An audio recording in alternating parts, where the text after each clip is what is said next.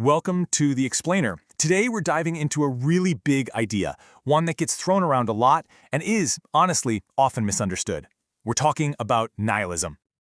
So before we even get to a textbook definition, let's start with a feeling. Have you ever had that thought, that deep, nagging sense that maybe, just maybe, everything we're doing, our efforts, our big wins, our whole existence, might not actually matter in the end? That feeling, that kind of existential terror, it's been a massive theme in philosophy and art for centuries. And really, that is the emotional core we're going to explore. It's the very heart of what we call nihilism. All right, so let's get into it. What is this ideology of nothing? What does nihilism actually mean? Well, the word itself gives us a pretty big clue. It actually comes from the Latin word nihil, which means, well, nothing. So yeah, it's literally the philosophy of nothingness. But here's the thing. It's not just one single belief. Think of it more like a family of different viewpoints, and they all have one thing in common.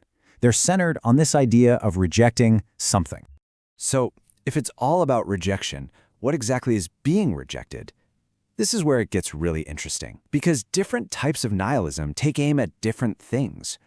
We can basically break it down into three main targets. And here they are, the three huge pillars of human existence that nihilistic thought questions: meaning, morality, and even knowledge itself. Let's dig into each one. Okay, so first up is the one you've probably heard of, right? Existential nihilism. This is the big one. It's the view that life itself has no built-in meaning. In this huge, cold, indifferent universe with no higher purpose or grand design, everything we do, it all just kind of fades to black. It's ultimately pointless. But wait, some thinkers looked at that void and didn't see a dead end. Take someone like Albert Camus. He basically said, okay, so what? He argued that the right response isn't despair, it's rebellion. We should embrace the meaninglessness and live so freely, so defiantly, that our very existence becomes an act of protest against it. Then you've got moral nihilism. This one goes even deeper. It looks at our ideas of right and wrong and says, you know what? Those aren't objective facts. They're not written into the fabric of the universe. They're just rules we made up, social constructs with no real solid basis. And then you get to what might be the most radical form of all, epistemological nihilism. This one questions whether we can even know anything. It puts everything on the table and asks, is knowledge even possible? Can we ever be certain about anything? Or is truth just impossible to pin down? So where did this all come from? Well, people have been challenging the idea of truth since ancient times. But nihilism as we know it is actually pretty modern. The term was first coined back in the 18th century, but it didn't really take off until the 1860s, when the Russian novelist Ivan Turgenev's book, Fathers and Sons, made it a huge talking point. And all of this was basically setting the stage for the one philosopher who would make nihilism his central problem, Friedrich Nietzsche. And that brings us to the man himself, the godless prophet. Because Friedrich Nietzsche didn't just talk about nihilism, he made it the absolute core of his entire philosophy. See, for Nietzsche, this wasn't some abstract thought experiment. It was a real, looming crisis for the modern world. When he famously said, God is dead, he didn't mean it literally. He meant that the idea of God, the foundation for all of Western morality and meaning for centuries, was crumbling. And with that foundation gone, a huge void opened up. Suddenly, our highest values, they were devaluing themselves. And this is a super important point. For Nietzsche, there are two very different ways to be a nihilist. On one hand, you have passive nihilism. That's just giving up.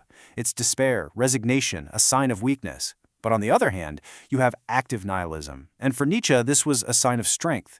It's a force of destruction, sure, but it's about actively tearing down those old, dead values to clear the way for something new and better. Okay, so if nihilism rips away meaning and opens up this huge void, what are we supposed to do? How do you live with that without just falling into a pit of despair? Well, the great existentialist thinkers had some pretty powerful answers. You could take the Camus route and rebel, embrace the absurdity of it all, and live defiantly anyway. Or you could follow Jean-Paul Sartre's path and create. His whole thing was that we are radically free, and so it's up to us to invent our own meaning from the ground up. And then there's Nietzsche's response, reevaluate. To him, the whole point was to overcome nihilism by creating brand new values that actually affirm life. And look, this isn't just some dusty old philosophy. These ideas have had a huge, and I mean huge, impact on our culture. It's everywhere once you start looking. Just look at the art world. After World War I, you had this movement called Dadaism, which was basically a big nihilistic scream against all the old rules. I mean, when Marcel Duchamp puts a urinal in an art show and calls it fountain, what is he doing? He's blowing up the very definition of art. He's rejecting the whole system. And this theme just keeps popping up. You see it in literature, in the works of Dostoevsky. You see it in movies, from the moral chaos of A Clockwork Orange to the anti-consumerist rage of Fight Club. It can even inspire political movements, like the one in 19th century Russia that wanted to dismantle all authority. Heck, you could even argue there's a kind of passive nihilism in the whatever man attitude of the dude from The Big Lebowski. And that really brings us to the most important takeaway here. Nihilism isn't just about everything being meaningless. The challenge it presents is that it puts the ball right back in our court. It forces us to answer the question of meaning.